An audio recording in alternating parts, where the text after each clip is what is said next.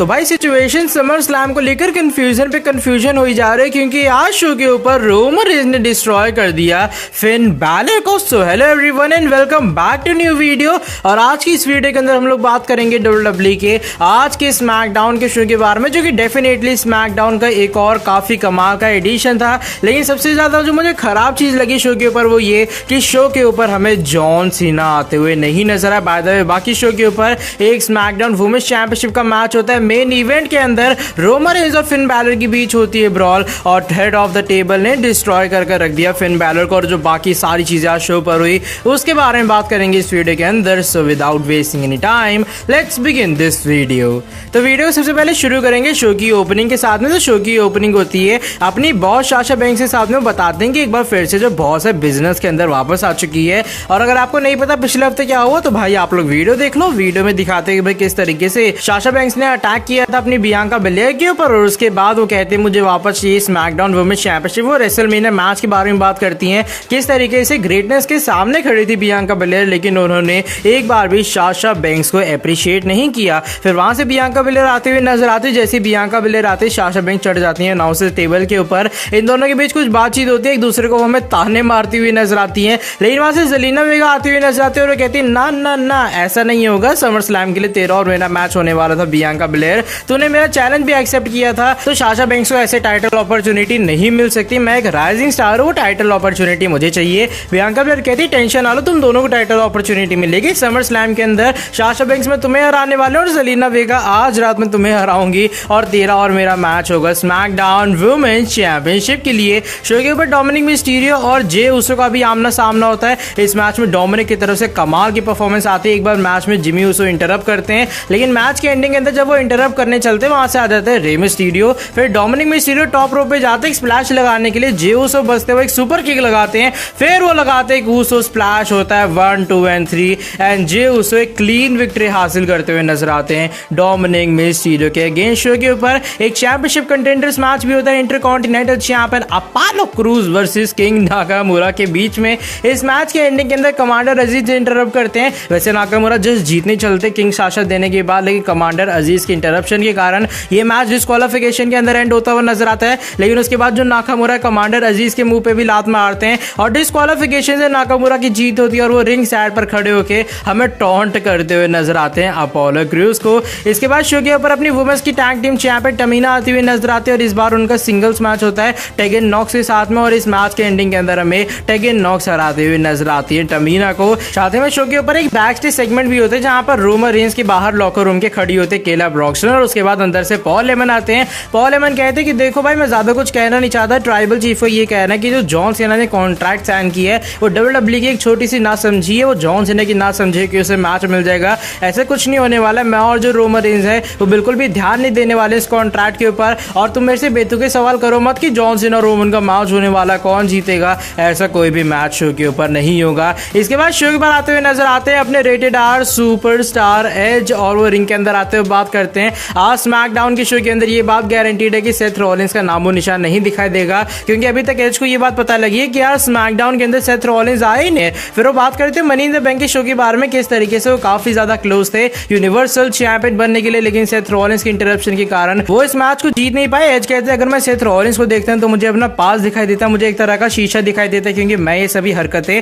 मैं ये सभी चीजें कर चुका हूं। देखो सेथ तेरा और मेरा आमना सामना होगा, हम दोनों सेम वही चीज करते थे जो मैं कर रहा था, पहले कर रहा था डब्ल्यूडब्ल्यूई में, वो तुम अब कर रहे हो। लेकिन देखो इसका जो एंड है वो बिल्कुल भी अच्छा नहीं होने वाला, ना तेरे लिए और ना ही मेरे लिए। लेकिन जब कहानी शुरू हुई है तो इसका एंड होना काफी ज्यादा जरूरी है। फिर हमें वाया सैटेलाइट सेथ रॉलिंस बड़ी स्क्रीन पर आते हुए नजर आते हैं एक बड़ी हंसी के साथ में। वो कहते हैं हे एज कैसा लग रहा है, पिछले हफ्ते जब मैंने तुम पर कैमरा से अटैक किया तो तुम्हारा मुंह तोड़ दिया था मैंने, और देखो money in the bank show के अंदर मैंने तुम्हें जानबूझ के जीतने नहीं दिया, तुम मुझसे पंगा मत लो एज, वरना तुम्हारी जमकर धुलाई होने वाली है। देखो तुम्हारी जो नेक सर्जरी है वो एक बार नहीं हुई है, वो 2 बार नहीं हुई है, वो 3 बार हो गई है। तो अगर तुम मेरा फेस करने वाले हो ना आने वाले टाइम में, तो तुम्हारी हड्डियां टूट जाएंगी, तुम आने वाले टाइम में फिर कभी कंपीट नहीं कर पाओगे। और देखो फिर बात आती है तुम्हारी फैमिली के बारे में। देख भाई फैमिली तेरी फिर तेरे को संभाल नहीं पाएगी, तेरे पास तेरी वाइफ है, तेरे बच्चे हैं। एज कहते हैं देखो मेरी फैमिली पे बिल्कुल मत जाना, जो कहना है भाई मुझे कह लो। एज कहते हैं देखो सेथ रॉलिंस मैं जानता हूं कि तुम मेरा कॉपी करने का ट्राई कर रहे हो, जो कदम पे मैं चल रहा था पहले तुम उसी कदम पे चलने का ट्राई कर रहे हो, लेकिन तुम वैसे चल नहीं पा रहे हो, तुम एज बन नहीं पा रहे हो। सेथ रॉलिंस काफी भड़क जाते कि भाई ऐसे कैसे तूने मुझे कॉपी कह दिया, मैं कोई लाइट वर्जन नहीं हूँ। लेकिन फिर एज कहते क्यों ना तेरा और मेरा मैच हो जाए first time ever summer slam 2021 के अंदर। सेथ रॉलिंस थोड़ा शांत होते हैं, वो कहते हैं नहीं नहीं नहीं, मुझे इस मैच के बारे में सोचना पड़ेगा। एज फिर से उन्हें भड़का देते कि भाई तू मेरा लाइट वर्जन है, तू मेरे जैसा बन ही नहीं सकता। सेथ रॉलिंस कहते हैं मैं ओरिजिनल वर्जन हूँ, मैं तुमसे ज्यादा बेटर हूँ, ये बात मैं समर स्लैम में प्रूव करूंगा। तुझे मैच चाहिए, ये मैच अब ऑन है। और कुछ इस तरीके से ये मैच हमें शो के ऊपर ऑफिशियल होता हुआ नजर आता है। Street Profit versus Ziggler and Robert Roode के बीच भी एक टैग टीम मैच होता है और मैच के एंडिंग के अंदर हमें द स्ट्रीट प्रॉफिट्स इस टैग टीम एक्शन को जीतते हुए नजर आते हैं। शो के ऊपर अपनी स्मैकडाउन वुमेन्स चैंपियन और जेलिना वेगा का भी मैच होता है। जैसा उन्होंने कहा था कि आज मौका मिलने वाला है जेलिना वेगा को, इसमें जेलिना वेगा की काफी कमाल की परफॉर्मेंस आती है। रिंग साइड के ऊपर होता है कि बियांका बेलेर उठाते हैं जेलिना वेगा को फेंकने के लिए, लेकिन वहां से बॉस की एंट्री होती है। साशा बैंक्स की एंट्रेंस देखने के बाद बियांका बेलेर डिस्ट्रैक्ट होती है, जेलिना वेगा इसी का फायदा उठाती है,